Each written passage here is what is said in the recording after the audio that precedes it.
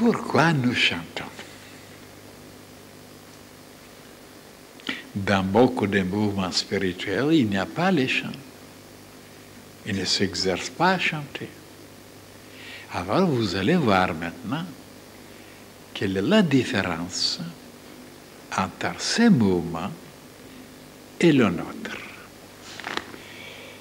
Parce que pour beaucoup de choses, on n'a pas une clarté, une notion juste, une connaissance véridique.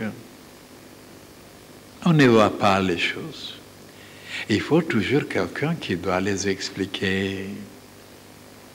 Et voilà mon rôle, de m'arrêter même sur des choses tellement en apparence insignifiantes et en réalité, de quelle importance ils sont en réalité. Prenons maintenant nos chants. Pourquoi nous chantons?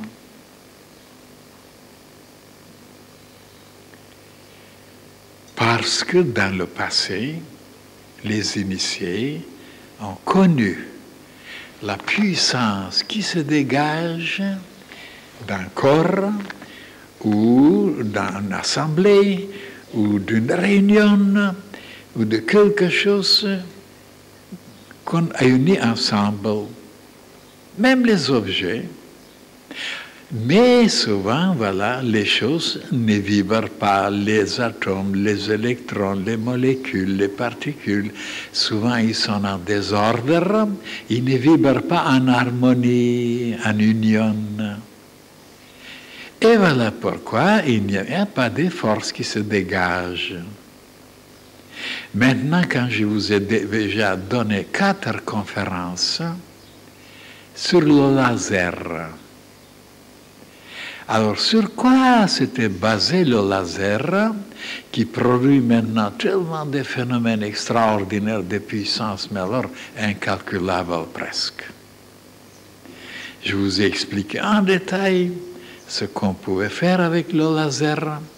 Vous savez déjà que c'était sur des cristaux, que tout d'abord ils ont commencé avec le rubis, entouré bien sûr avec un fil, et après le courant électrique qui passait. Alors, donc, ce courant électrique, qui était une chaleur, a stimulé, faisait vibrer les particules dans le lin, et de cette façon, il se dégageait après une force parce que toutes les particules se mettaient à vibrer en unisson, dans la même longueur d'onde. Et c'était ça le secret. Il se dégageait donc un rayon, un faisceau lumineux, et que les savants ont projeté par-ci, par-là, et ça produisait des choses formidables. Et moi, je vous ai expliqué en détail et qu'est-ce que c'est le laser spirituel, et que si nous arrivons aussi à vibrer en unisson, tous ensemble, avec la même longueur d'onde, nous pouvons produire une force tellement grande, tellement puissante, pour pouvoir ébranler même les consciences du monde entier.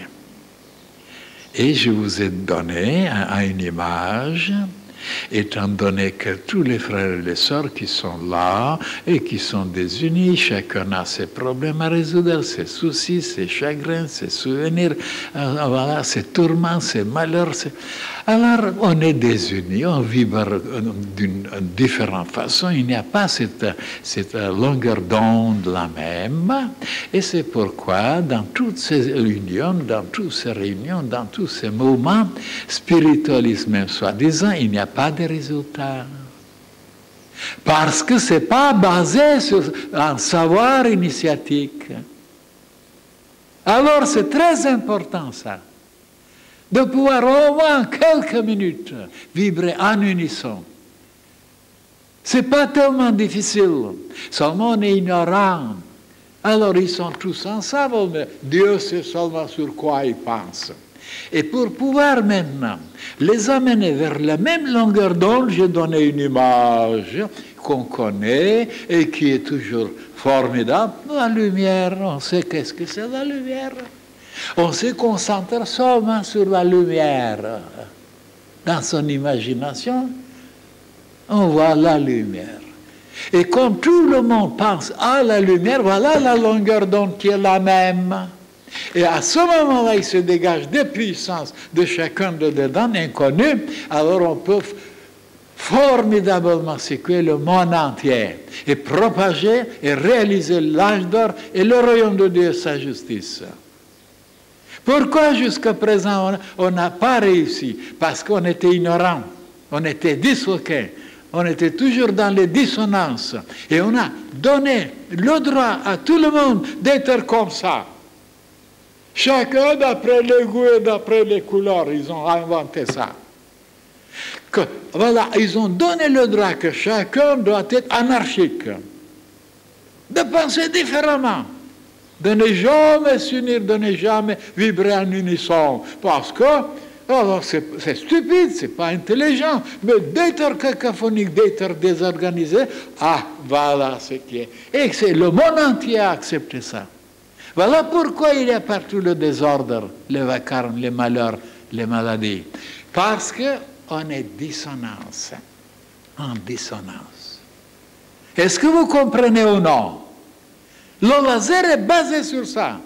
Et pourquoi nous ne devons pas réaliser le laser ici? Quand les initiés le connaissaient déjà depuis longtemps, ils travaillaient avec le laser. Alors, eh bien, les chants, c'est un moyen pour arriver à la même chose. Et la méditation, là, quand on ne chante pas, mais on imagine la lumière, ah, voilà deux moyens formidablement puissants. Et oui, mais je dois ajouter qu'on peut chanter aussi et sans conscience, sans attention, sans volonté, sans but précis, mais on chante comme ça. Et non. Il faut chanter différemment que la foule, dans le but de former cette puissance qu'on appelle Shakti aux Indes.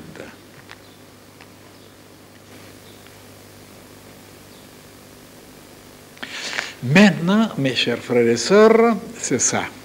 Quand nous chantons, de chanter avec tout notre cœur, toute notre âme, les mêmes paroles, les mêmes images, le même amour, avec le même chant, pour vibrer en unisson tous ensemble. À ce moment-là, sans le savoir, nos êtres vibrent de la même façon, tous ensemble, parce qu'on est placé dans les mêmes circons, dans les mêmes conditions. Et quand nous méditons, il ne faut pas penser d'autre chose, seulement la lumière.